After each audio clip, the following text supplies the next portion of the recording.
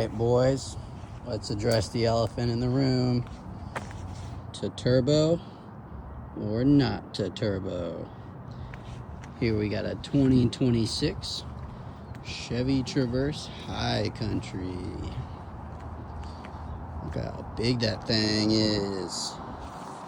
That's a Traverse, and that's a Tahoe. People like to call the Traverse the baby Tahoe. Both 3-row. This one's just got a little bit more space behind the 3-row. Tahoe, Tahoe, Traverse. Pretty good looking vehicle, I'm not gonna lie. I do like them a lot. And they even got rid of the CVT, but at the same time, they got rid of the naturally aspirated V6. Replaced it with a 2.5 liter 4-cylinder turbo. Now let's talk about the differences you might experience as a 4-cylinder turbo owner compared to a naturally aspirated owner. Why would you want to go with the turbo? Well, you get usually better gas mileage. There you go, 2.5 turbo. Now, this is only direct injection, which usually does give benefits to fuel economy and power. However, let's talk about some of the trade-offs. Why might you want to go with the turbo? Well, the engine's normally lighter. Engine normally gets better gas mileage. And when you go into higher elevation, a turbocharged, smaller displacement engine is going to get better gas mileage. However, let's talk about some of those negatives from a turbocharged, especially a turbocharged 4-cylinder is just direct injection. The key word that's going to be here is carbon buildup. That will start to accumulate in the engine, and you will need to get that cleared out, or else you are going to have a large repair bill. As carbon builds up in the engine, especially high compression engines like this, you have a higher chance of pre-ignition, also known as engine knock. And if that engine knocks at the wrong time, you can blow a hole in the side of that engine.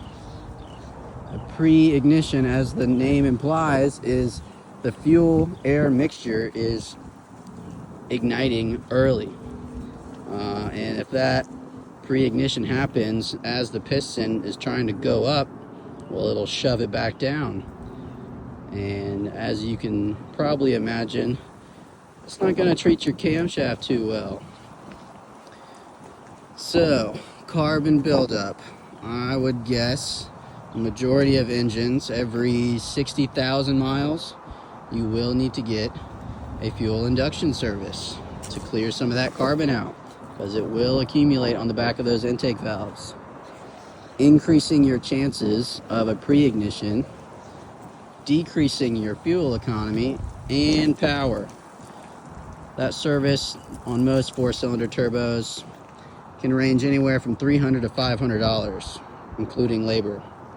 And that's every 60,000 miles, minimum. If you wait till exactly 60,000 miles, well, you could find out the wrong way with a nice little engine knot, or reduced power, reduced gas mileage.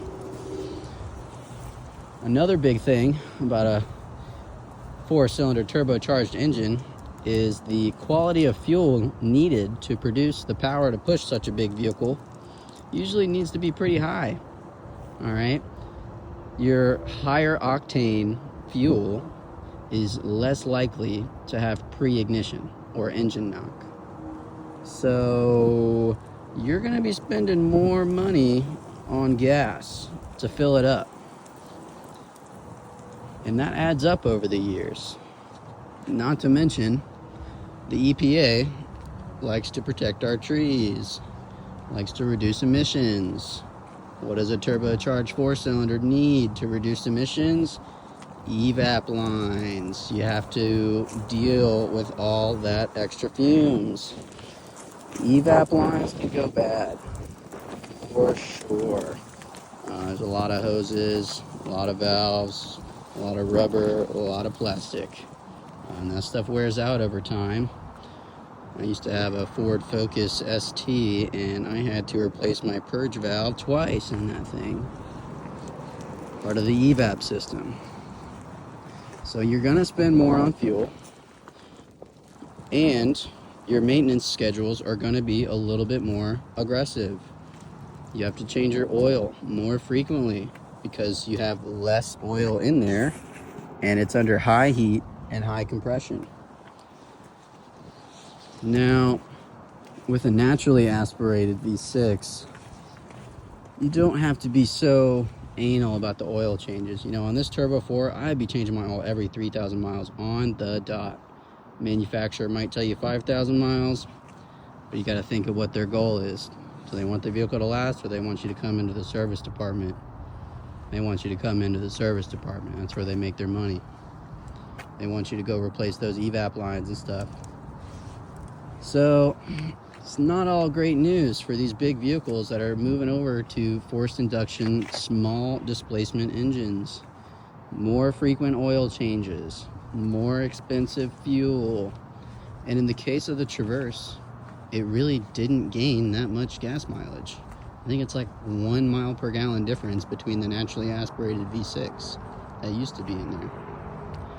So I really don't see the appeal of changing this vehicle over to a Turbo 4. That V6 is going to be a lot more comfortable moving 4,000 pounds of vehicle around. That's a lot of weight to ask from a 4-cylinder turbo. And I get you can crank a lot of torque through them, but how reliable is that torque going to be? I mean, just look at the new Tundra in that twin turbo V6. A lot of guys are going back to the old Tundra with the V8 because they're not seeing much increase in fuel economy. And when you actually start towing stuff and using that power, they're not seeing much gains. And I think the story is the same among all smaller displacement turbocharged engines, especially in these big vehicles. I mean, you fill this thing up and you tow 5,000 pounds like it can, well, that's a lot of stress on that little 4-cylinder. So you better be keeping up with those oil changes. You better be making sure you don't have carbon buildup, and you better make sure you're paying for quality fuel, because you will suffer in the long term. Naturally aspirated V6, I think, would be a little bit better in this scenario for this vehicle. It's going to be more comfortable pulling. It's going to be more comfortable hauling, full of people and stuff. Don't have to be so anal with the oil changes. You could put regular fuel in there, and you don't have to worry about complicated evap systems that usually come with trade-offs, like replacing all those hoses, purge valves, little rubber seals. I mean, it's just it's a lot of pressure in there. Not to mention the price on this 4-cylinder, 4,000 pound vehicle. You're paying $55,000. Now, this does have the high country, and so guess what? It bumps it up. 58,495. So you're talking about $60,000 for a 4-cylinder, man. I don't know. And the benefits are so low. The gas mileage isn't much better. The reliability is questionable. And you're not really confidently pulling stuff or hauling stuff. Compared to that V6, you know, it's just less maintenance, less stuff to break, less complicated, and I would argue more reliable.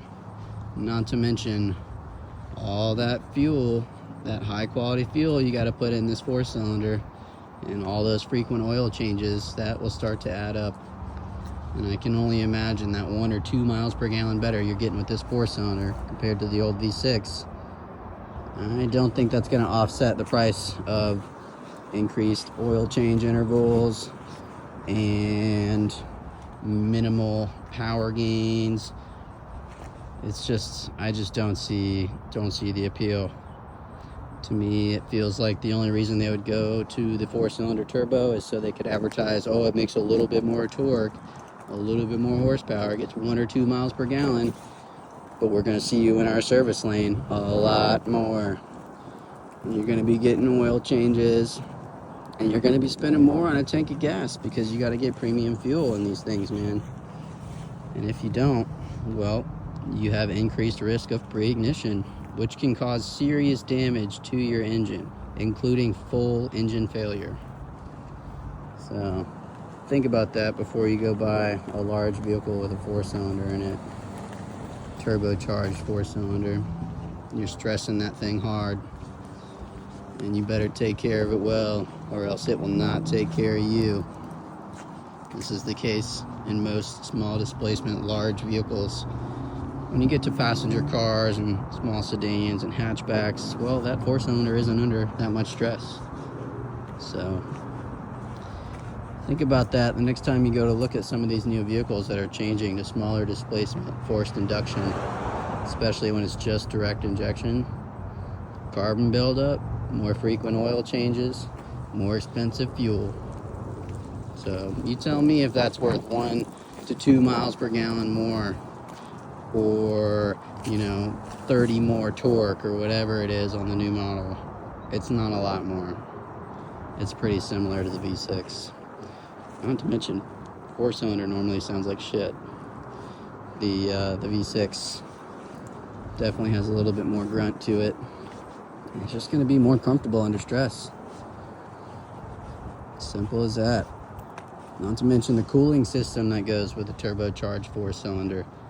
It's a lot of heat, and you only got 2.5 liters of oil to disperse that heat around, compared to I believe it was a 3.6 liter V6 they used to put in these. So just make smart financial decisions when you're looking at buying these new large vehicles with smaller engines. You might save money the first few months, but it adds up. All that premium fuel, all those oil changes, and the increased risk of issues with the evap system, possible damage from pre-ignition. These are all things you have to think about when you're buying a long-term vehicle. So if I'm gonna buy an SUV 3-row, it weighs 4,000 pounds, it better have a V6 in it, at least. This just ain't gonna fly. I think you'll start to see a lot of issues with these over the years as people own them longer. It's only been out with the 4-cylinder for 2 years now. So keep an eye on how many used ones start to pop up here. I think you'll find people aren't happy with the maintenance schedule and the cost of fuel for minimal gains. Alright, that's all I got for you guys today. There's no replacement for displacement. And think about that next time you purchase a vehicle. Make smart financial decisions and have a wonderful day.